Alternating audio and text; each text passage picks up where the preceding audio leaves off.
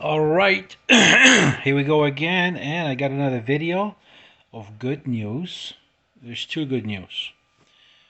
The uh, the battery is 5 hours from here in distance wise, and it is in Pennsylvania. And also, I've noticed when I change the wire from regular wire, what was that wire? Yeah, it was 12 gauge wire. I change it over to 10 gauge tint wire, which is solid metal. And what's the difference? So with a copper wire, or that 12 gauge wire that you use in electrical outlets, I was barely drawing 2000 watts, and it was okay. It wasn't overheating. However, what I've noticed with the 10 gauge so-called wire, it's the same size. The material is different because it's tint wire, and it's again uh, very stiff wire. And I'm drawing actually peak watts of 3012. So that's 3012 watts on the battery that's designed to push only 1500 watts, maybe maximum 2000 watts, and I'm drawing 3000, let's say. Is a great improvement. In physics, yeah, the bike responds the way it responds before, and the torque is the same thing. It's just stable torque. The code comes out. The code 8 comes out for the battery. So obviously the battery is supposed to push out 1500, maybe peak for a couple seconds, 2000 watts, and therefore it's pretty much screaming for more power. So the motor is rated for 5,000. I'm not sure if that's peak, continuous. The manufacturer from China says it's a continuous operation of 5,000 watts. It doesn't discuss about peak power watts, so I don't know what the peak is. But let's just assume it's 5,000. I had a few sellers saying that, oh, you get the 3,000 watt motor, okay, that peaks out at 5,000, which is a possibility. So hypothetically, if that motor is 3,000 watt motor, which I doubt it because it's pushing 3,000 right now and no problem whatsoever. So it should be 5,000 watts operational continuous, and probably 8,000 to 10,000 peak watts hour operation. So again, what happened when I changed the wires? I went from 2,000 barely capable of reaching 2,000 watts operational at full throttle, up the hill, down the hill, and I also went from the 2000 watts to a different wire, the tinted wire, and it's operating at easy 3000. So in other words, what I'm saying is I was able to pull 2000 watts, no problem. Okay, the minute I changed that wire to a tinted wire, then rather than copper wire. Now copper wire is a thick wire and it's got copper inside. It doesn't make any difference.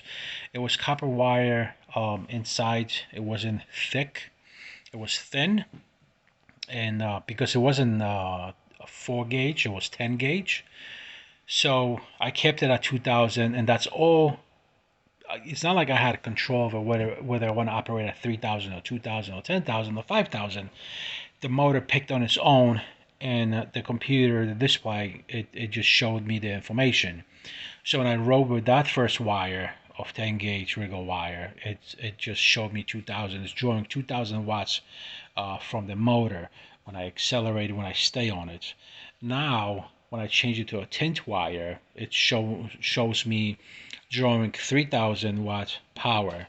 So it's pretty much it's drawing 1,000 watts more at a comfortable stage, not overheating, not shutting down, doing anything. It's just throwing a code of error code 8, which is I need more voltage, which I'm running this at 48 volt, 33 amp hour. And this bike is only operating because it has 33 amp hours on the battery.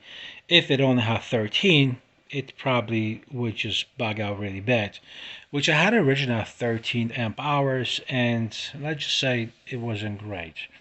It was short distance, it was no power. That 2000 lasted for a couple minutes and it was gone. And then it kept, fluctuating, 1,000 and below. So, folks, for your information, if you put tinted wires, which I like better than fiber. Now, I'm going to tell you why I like better than fiber. Fiber wires, the minute you get water, you get the corrosion. When you get corrosion, it doesn't work properly. You can clean it off and will work back again the way it was. Tinted wires, they're not thick, but they are very stiff, and you're allowed to push as much as 600 volts through that wire, and it's not going to melt, because at the end of the day, the wire melts. I've had it done. I've had it happen. At my 1,000 watt build, I put at 30 amp controller, and it melted my wires from the controller, which was a regular 12 gauge electric outlet in the house wire. Okay, not, so what I'm saying is, like, let's say an extension cord. It wasn't the thick wires. When you take your electric outlet, you got those thick, stiff wires in the back of the electric box or electric outlet. That's the wire I'm talking about, the tint wire. And I'm surprised that it went from 2,000 watts to 3,000 watts comfortably, and it's working awesome. I'm hoping for the same results at a 72 volt battery. I will keep the same wire. I will shorten it out, and I will connect it with a T60. Well, hold on a second. I gotta do Anderson connection for the discharge, and for the charge, I'm gonna stay with regular wire that I have right now, but it is going to be at well, I can only charge at 5 amps, maximum 10 amps. That's if I buy the additional smart charger from the kid in the Bronx for like 130. I can adjust from 2 amps charging to 12 amp charging, which I can only do it at 10 amp regardless, but that's the goal. So I will keep the discharge with Anderson connectors, and I will keep XT60 at charging capability, because we can only charge at 5 to 10 amps rather than TX60. It controls or handles 60 amps. All right, so that's the information about a wire. You don't want your wire to overheat, to melt, to get soft, especially in the summer, especially at peak hours, at your peak speed. And we just noticed we established that we went from 2,000 watts to 3,000 watts, and there is no problem with the wires whatsoever. However, we've gained 1,000 watts, which for this bike, it's a huge improvement. And for me personally, and for my weight, it's a huge improvement. All right, so it's a 10-minute video. I hope you enjoyed it. I hope you follow this channel. I hope you share this information. I hope you get all the knowledge you can, and make sure you weigh your gear and drive safe.